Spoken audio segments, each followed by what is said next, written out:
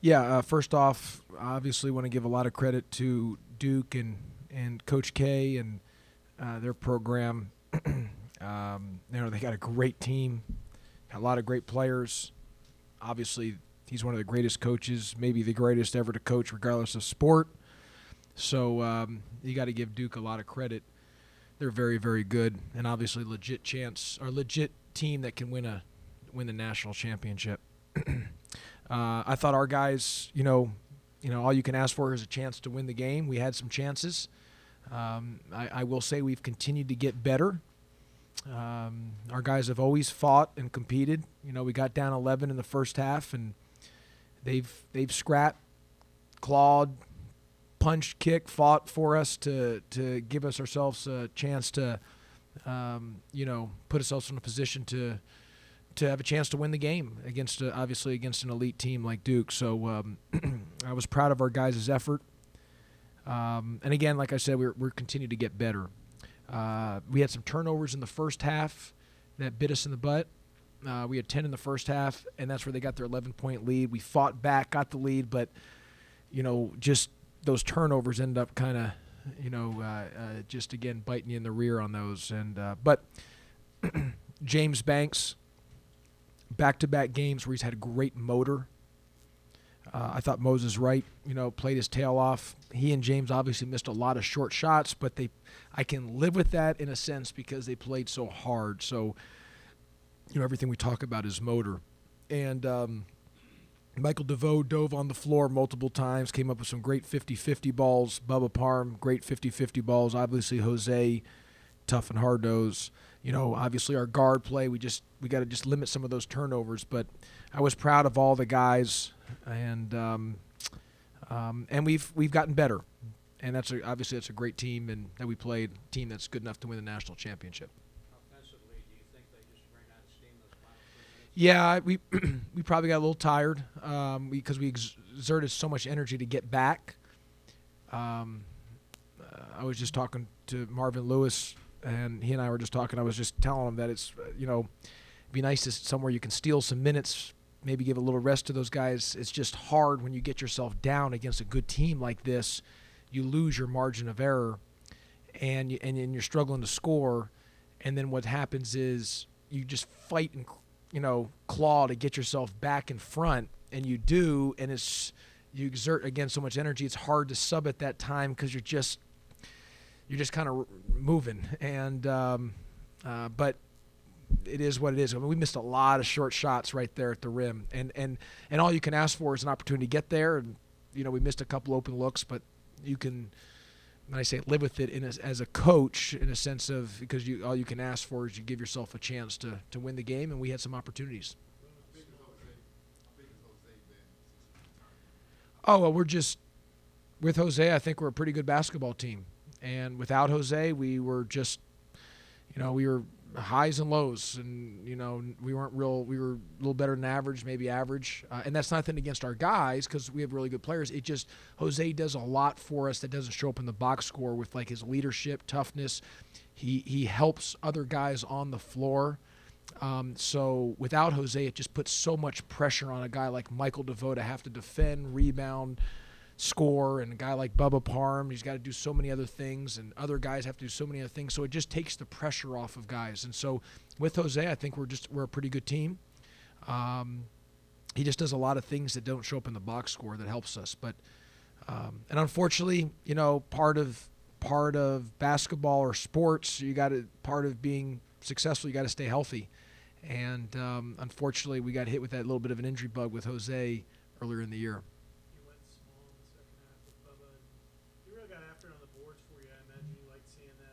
Bubba's yeah, Kelly. Bubba's come a long way. I mean, when he first got here, to where he was when he first got here to where he is now, and how hard he plays defense, and him coming up with scrums and 50-50 balls. Because I'm on him all the time. But your size, man, your only survivability in this game is not offense. Your only way to survive has to be through defense.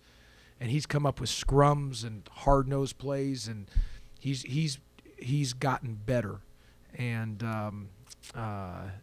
and he gets a lot of those scraps, right in there. And, he does a good job for us because we change defenses and stuff like that. But, And we went small to try to spread the floor a little bit.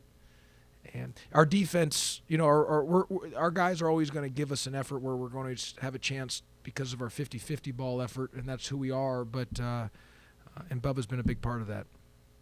You talked about Duke's transition offense. How well do you think you defended it tonight? Well, they had a couple times in that first half. Man, they're so fast. I thought Cassius Stanley is so fast, and what an incredible athlete. And Trey Jones is obviously really good. But part of some of those turnovers or some of those fast breaks were based on our turnovers, and a couple times we scored, and they just were right down our throat the other way. But I said it. I told both announcers who were doing the TV game today, I said they're an elite, probably the best transition offensive team in the country. I don't think anyone's better than them in the way how fast they are in transition offense.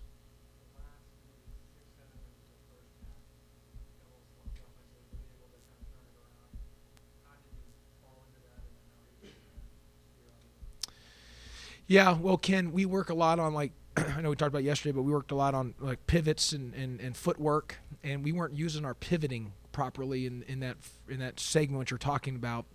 And we had a couple pick sixes, I like to say. So we weren't properly with our footwork and using the way we needed to be. And then in the second half, we made some adjustments at halftime on some things we wanted to do differently offensively to open some things up on the floor, and that was better for us. And our team is, we've been down a lot of times, but we've always fought our way back. The issue is getting down. You exert so much energy to fight back.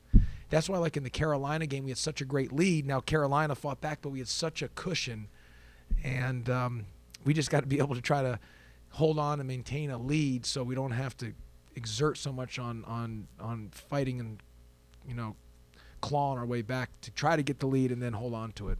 Not taking moral victories into account. I imagine you learned a lot about your team and kind of how they played the last couple of games, and playing a team that's number 2 in the country, even if they're the other guys, as well as you did tonight, is got to give you some.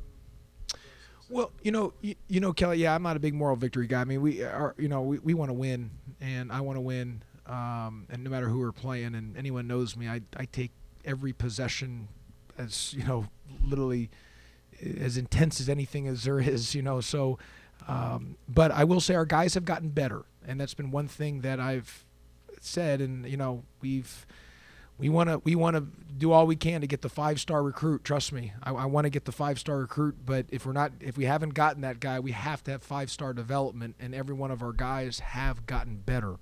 Guys have improved. We've gotten better, and now we just got to keep staying the course, because through the process, and I've told our guys, once Jose got back, I said we can't focus on the result. It's a new season. And so I kind of said when we got the Boise State game, it's 0-0 new season. We're not worried about anything in the past, and we just got to focus process oriented and just get better each day. And I really feel we're getting better, and we just got to keep staying on that track, and the results will fall how they fall.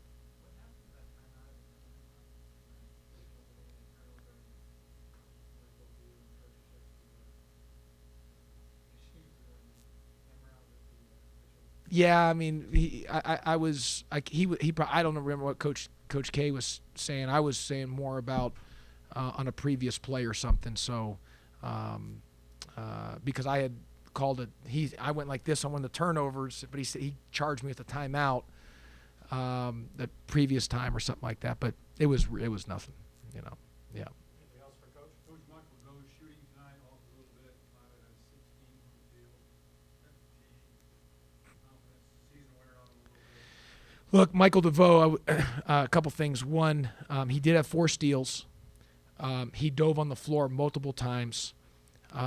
He's a great shooter, and he's a very good player. I mean, but he last 2 games, both Carolina and this game, he hasn't shot it well from 3, and he's had some great looks. And he's just got to stay confident. He's got to just stay the course with it, because he's a really good player, and we need him. And he's just got to keep staying locked in on the defensive glass, defensively. And so it is a long season. He's been, when Jose was out, man, we put a lot on him, and that's why it was hard for all of us, because we needed his scoring. We needed him to run the point guard. We needed him to defend, and so maybe catches up to him a little bit. But I believe he'll fight his way out of it, and hopefully he plays well on Saturday versus Boston College, which I believe he will.